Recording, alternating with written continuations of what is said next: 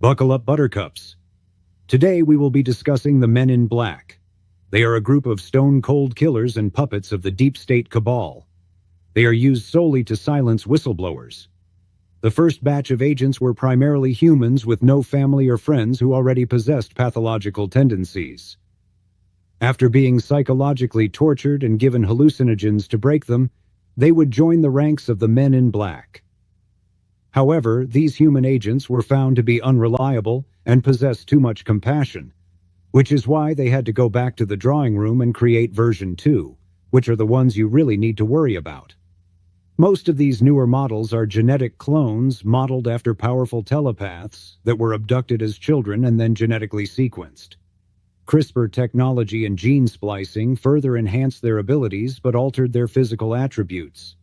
It also does not help that many are clones of clones, which further exacerbates their inhuman appearance. They are easy to spot. Their movements are heavily robotic. If two are present, they will typically move in unison. They are hairless like Egyptian cats, and many do not have eyebrows. Their eyes can be completely black, which is why they often resorted to wearing dark sunglasses in the past. Newer cloned versions usually do not have this defect. Their voices are monotone and high-pitched. They have zero emotions. They all possess telepathic abilities and are skilled at mind control. Other than a very low-frequency infrasound signal jammer, there is no way to block these theta wave attacks, which operate at around 4 to 7 Hz. If you are ever confronted with one, and you suspect your life is in danger, it probably is. Show no fear and try to eliminate them as quickly as possible before they do the same to you. Something really weird happened here yesterday, and you weren't here. He said, there's a couple guys in here looking for you. And I said, couple guys? What do you mean? And he said, well, this is really hard for me to say. He said, but there's a couple really strange-looking men that were here. And they kind of freaked everybody out, and they were asking questions about you. And of course, now I'm getting a little bit nervous, and I'm like, what are you talking about? And he said, well, he goes, I don't know how to describe them except for extremely odd looking. They were really, really tall. He said, and they were identical height. They were the exact same height. They were wearing the exact same clothes, and they had the exact same faces, like they were twins. And he said they were wearing black suits, black trench coats. They were wearing like the old-fashioned fedora hat. They had extremely, extremely pale skin. And he said they came in and they looked around a little bit and they asked for you. And I said, I'm sorry, he's actually not working today.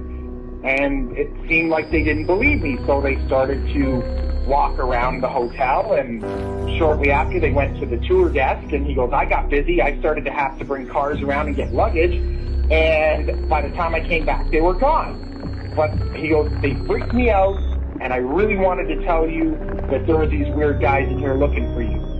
So, of course, now I'm a little bit skeptical and I'm a little bit freaked out all at the same time. So the first thing I do is I run into my security office, because I know how to work the security system, and I rewound the cameras, and sure enough, here comes two gentlemen through the front door looking exactly how he described. Then the next day, I was talking with my tour desk, and one of them asked to talk to me. She came in my office, the same as my bellman, and she said, I need to tell you about something that happened. I heard that you heard that there were some men looking for you. And I said, yes. And she said, they asked a few questions about you, and they said strange things that I didn't understand. And they were talking about government and conspiracies, and none of it made any sense to me. But she goes, they were very, very scary.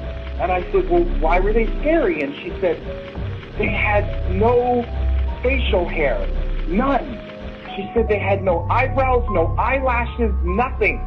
Their hair looked like they had a wig on, like it was attached to their hat, like it wasn't even real. And she said, And the scariest thing, their eyes were so big and so blue that they almost hypnotized me a little bit. And she goes, and you're going to think I'm crazy when I tell you this, but I swear they knew what I was thinking. I swear, and I don't think I'm crazy, but I don't even know how they could do it, and I don't know why I'm even telling you this. She goes, so I started to think about things other than you, and I don't even know if it worked. And she started to cry, and she said one more thing before she left. She said, these men, they didn't blink. Not once did I see them blink.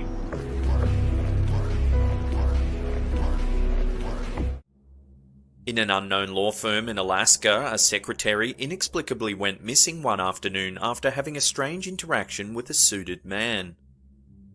In the CCTV footage, you can see the secretary at the front desk typing things into a computer.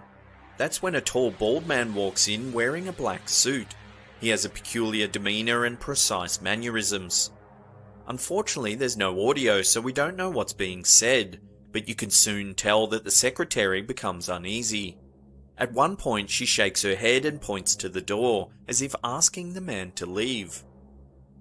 The situation escalates further, as the woman grabs a gun out of the office drawer. She stands up. The suited man lifts his hand, then tilts it to the side in a strange motion.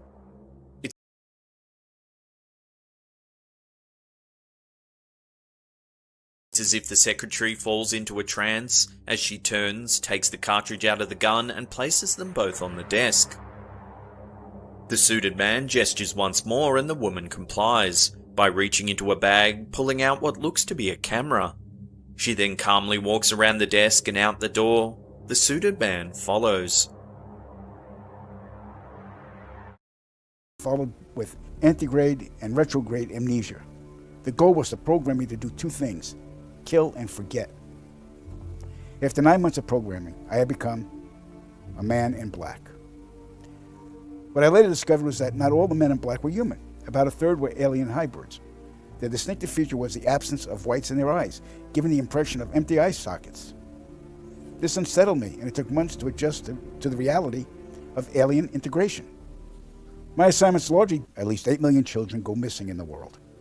I can attest that 1/3 of them are abducted by government operatives and transported to any one of the 1,477 underground military installations on the planet, then imprisoned for the remainder of their lives. The children are subjected to biological and genetic experiments, dissections, and mutilations performed not by human scientists, but an alien gray species. During my stay at the Vanguard Underground Base north of Phoenix, Arizona, I witnessed many of these procedures. Because there was no form of anesthesia administered to the young patients, the halls reverberated with the screams of tortured children from morning to night. The ones that perished were incinerated in the installation's crematoriums.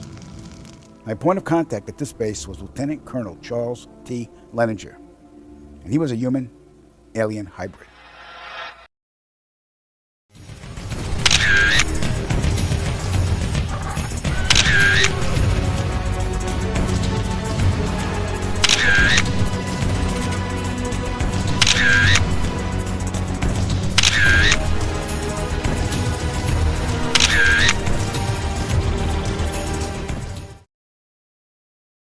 You have been watching Rebelgenius. If you've enjoyed this content, like and subscribe. Why fight destiny?